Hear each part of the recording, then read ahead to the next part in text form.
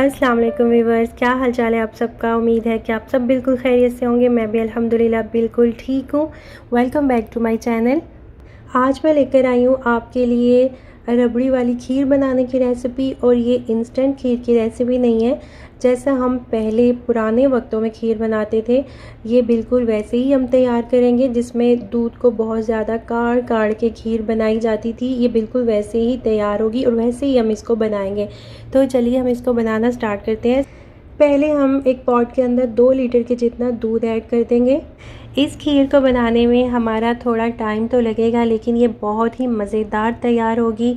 आजकल का जो दौर चल रहा है इसमें हम सब की कोशिश होती है कि हम इंस्टेंट रेसिपीज़ की तरफ ही जाएं, जो झटपट से तैयार हो जाए, हमारी लाइफ इजी हो जाए और हमारे टाइम की भी बचत हो सके। लेकिन कभी कभार हमारी जो ट्रेडिशनल रेसिपीज़ होती हैं हमें उनको भी फॉलो करना चाहिए। खैर, यहाँ पर मैंने फ्लेम को ऑन कर दिया था और दूध के अंदर मैंने 7-8 सब्ज़ इलायचियाँ शामिल कर दी थी। और अब हमने दूध को इतना पकाना है धीमी आंच के ऊपर कि ये 2 लीटर से 1.5 लीटर तक रह जाए। तो दूध को हमने धीमी आंच के ऊपर पकाते रहना है और बीच बीच में हम इसमें चम्मच भी चलाते रहेंगे ताकि दूध जो है वो नीचे ना लगे। अच्छा जी, यहाँ पर दूध को पकते पकते काफ़ी टाइम हो चुका था और ये काफ़ी रिड्यूस भी हो चुका था। अब हम इसके अंदर राइस ऐड कर देंगे और ये बासमती राइस है। इनको मैंने तकरीबन 2 घंटे पहले भिगो के रख दिया था और ये मैंने 100 ग्राम लिए हैं। 2 लीटर दूध के अंदर मैं 100 ग्राम चावल जो है वो ऐड करूँगी। और चावलों को दूध में ऐड करने से पहले आपने हाथों से इस तरह से मसल लेना है। ये जो टूटे टूटे आपको चावल नज़र आ रहे थे, मैंने इनको इसी तरह हाथों से अच्छी तरह से मसल लिया है। आप चाहें तो टोटा चावल जो होते हैं वो भी यूज़ कर सकते हैं, जो खीर के लिए आमतौर पे इस्तेमाल किए जाते हैं। आप चाहें तो वो भी यूज़ कर सकते हैं। चावलों को मैंने दूध के अंदर ऐड कर दिया है और फ्लेम को मैंने बिल्कुल लो पे रखा हुआ है।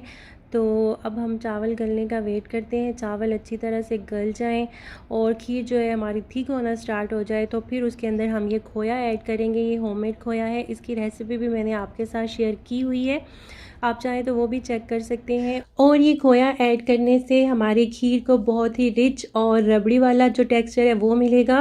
और ये खोया जो है ये मैं 200 ग्राम ऐड करूँगी।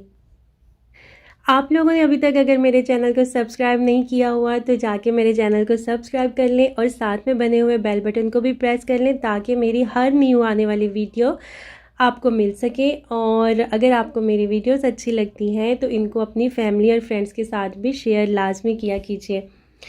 अच्छा जी, अब हम वापस आ जाते हैं अपनी खीर की तरफ। और ये देखें, यहाँ पर खीर जो है हमारी वो थिक होना स्टार्ट हो गई है। और एक बात का आप ध्यान रखिएगा कि दूध के अंदर हम जब चावल डालते हैं इसके अंदर चावलों को गलने में थोड़ा टाइम लगता है। जब हम चावलों को पानी के अंदर डाल के बॉईल करते हैं या गलाते हैं तो पानी में बहुत जल्दी गल जाते हैं, लेकिन दूध के अंदर चावलों को गलने में टाइम लगता है। तो इसलिए आपने थोड़ा सा सब्र का मुजाहरा करना है।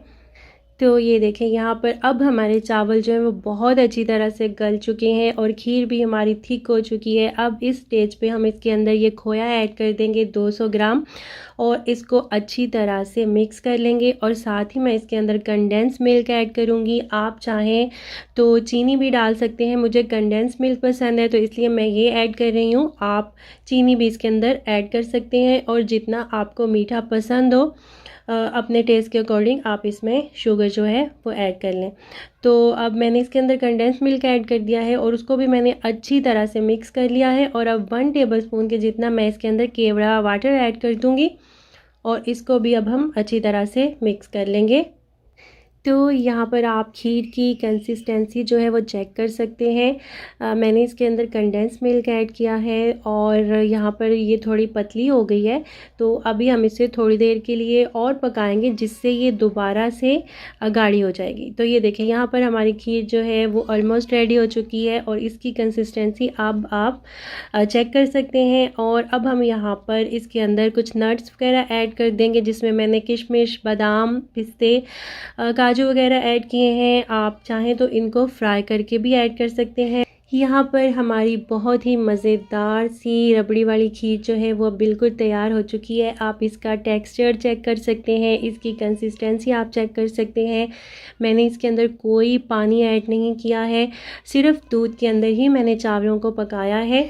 तो प्रोसीजर थोड़ा सा टाइम टेकिंग है, लेकिन है बहुत ही इजी करना। आपको इसमें कुछ नहीं होता, सिर्फ आपने पकाना ही है और एंड रिज़ल्ट जो आपको मिलेगा ना, उससे आप बहुत ज़्यादा खुश हो जाएंगे और आपके घर वाले भी आपसे खुश हो जाएंगे। रेस्टोरेंट्स वगैरह में जो हम इस तरह की खीर खाते हैं उसके अंदर ज़्यादातर रस का इस्तेमाल किया जाता है और इस तरह का कलर देने के लिए उसके अंदर शुगर को कैरमलाइज करके डाला जाता है, क्योंकि वहाँ पर जिस तरह हम घरों में दूध को काढ़ काढ़ के इतना हम टाइम लगा के खीर को तैयार करते हैं, वैसे बिल्कुल भी नहीं किया जाता। लेकिन उसको ये लुक देने के लिए कि ये उस तरह से बनाई गई है, उसके अंदर ये चीज़ें ऐड की जाती हैं। तो खैर हमारी मज़ेदार सी खीर जो है वो तैयार है और इसको मैंने सर्व भी बिल्कुल ट्रेडिशनल तरीके से किया है, जैसे कि पहले ज़माने में मिट्टी के बर्तनों में किया जाता था। तो मैंने भी इसको मिट्टी की कटोरी में सर्व किया है। गार्निश के लिए आप इसके ऊपर चांदी के वर्क भी लगा सकते हैं या बादाम और जो भी नट्स आपको पसंद हो उनके साथ आप इसको डेकोरेट कर सकते हैं, या जैसे आप चाहें उस तरह से आप इसको गार्निश कर लें। तो ये तो थी मेरी आज की रेसिपी। अगर आपको अच्छी लगी हो तो इसको लाइक ज़रूर कर दीजिएगा, अपने फ्रेंड्स और फैमिली के साथ भी शेयर कीजिएगा। और अगर आप मेरे चैनल पर न्यू हैं तो मेरे चैनल को सब्सक्राइब करना मत भूलिएगा। अपना ढेर सारा ख्याल रखिएगा और मुझे दुआओं में याद रखिएगा। इंशाल्लाह फिर मिलेंगे दोबारा किसी और रेसिपी के साथ। तब तक के लिए अल्लाह हाफिज़।